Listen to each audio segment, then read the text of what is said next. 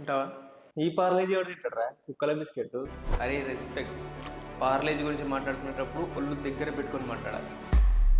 30 సంవత్సరాలలో ఈ ఒక్క కంపెనీ ఒక్క రూపాయి కూడా ఎక్కువ ప్రాఫిట్ తీసుకోలేదు.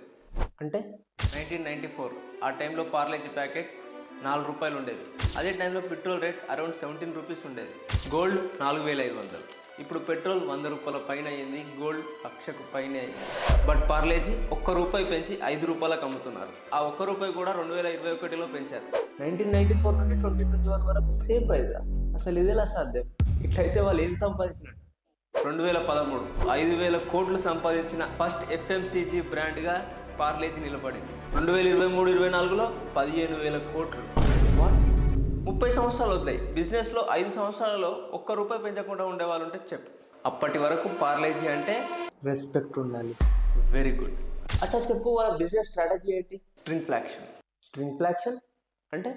తెలివైన వాళ్ళకి అర్థమవుతుంది, కామెంట్స్లో చెప్తారో చూడు. Okay ChatGPT, what is స్ట్రింగ్ఫ్లాక్షన్ ఇన్ తెలుగు?